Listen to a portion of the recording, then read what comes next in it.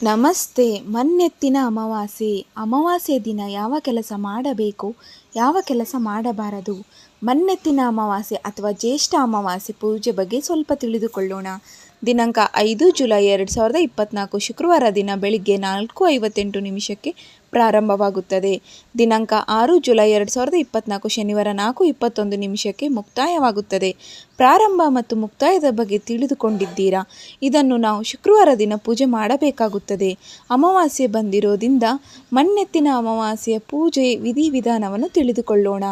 ಮಣ್ಣೆತ್ತಿನ ಅಮಾವಾಸ್ಯೆ ದಿನ ಮನೆಯಲ್ಲಿ ಯಾವುದಾದರೂ ಒಂದು ಸಿಹಿ ಅಡುಗೆಯನ್ನು ಮಾಡಬೇಕು. ಅದನ್ನು ದೇವರಿಗೆ ಅರ್ಪಿಸಬೇಕು. ಅಮಾವಾಸ್ಯೆಯ ದಿನ ಪೂಜೆ ಸಿದ್ಧತೆಯಲ್ಲಿ 2 ಲಿಂಬೆಯನ್ನು ಇಡಲೇಬೇಕು. ಒಂದು ದೇವರಿಗೆ, ಇನ್ನೊಂದು ಬಾಗಿಲ ಹೊಸ್ತಿಲಿಗೆ ಯಾವ ಕಾರಣಕ್ಕೆ ಇಡಬೇಕೆಂದರೆ ಯಾವುದೇ ಕೆಟ್ಟ ದೃಷ್ಟಿ ಮನೆಯ ಮೇಲೆ ಬೀಳಬಾರದೆಂದು. ಕಾರಣ, ಅಮಾವಾಸ್ಯೆಯ ದಿನ ನಿಂಬೆಹಣ್ಣನ್ನು ಬಾಗಿಲಿಗೆ ಇಡಬೇಕು. ಪ್ರತಿ ಅಮಾವಾಸ್ಯೆ ಯಾವುದೇ ಅಮಾವಾಸ್ಯೆ ಆದರೂ ಕೂಡ ಮನೆಯಲ್ಲಿ ಹೊಸ ಕಾಯಿಯನ್ನು ಕಳಸಕ್ಕೆ ಇಡಬೇಕು. ಹಾಗೆ ಕಾಯಿಯನ್ನು ಹೊಡೆಯಬೇಕು.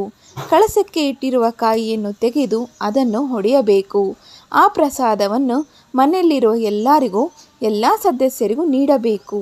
ಅಮಾವಾಸ್ಯೆಯ ದಿನ ದೇವರಿಗೆ ಹೇಗೆ ನೈವೇದ್ಯವನ್ನು ನೀಡುತ್ತೀರೋ ಹಾಗೆ ಪಿತೃಗಳಿಗೆ ಕೂಡ ನೈವೇದ್ಯವನ್ನು ನೀಡಬೇಕು.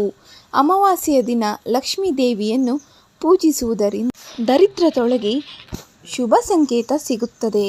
ಅಮಾವಾಸ್ಯೆಯ ದಿನ ಸೂರ್ಯೋದಯ ಆಗುವುದರ ಮುಂಚೆ ಎದ್ದು ತಲೆ ಸ್ನಾನವನ್ನು ಮಾಡುವುದು ಒಳಿತು. ಅಮಾವಾಸ್ಯೆಯ ದಿನ ತಂದೆ ತಾಯಿ ಇಲ್ಲದವರು ಪಿತೃಸ್ಮರಣೆ ಮಾಡಿದರೆ ಒಳ್ಳೆಯದು. ಅಮಾವಾಸ್ಯೆಯ ದಿನ ಪಿಂಡದಾನ ಮಾಡುವುದರಿಂದ ಪಿತೃದೋಷ ಇರುವವರಿಗೆ ದೋಷ ಪರಿಹಾರವಾಗುತ್ತದೆ. ಫ್ರೆಂಡ್ಸ್, ಈ ವಿಡಿಯೋ ನಿಮಗೆ ಇಷ್ಟ ಆಗಿದೆ ಅಂತ ಅಂದ್ಕೊಳ್ತಾ ಇದ್ದೀನಿ.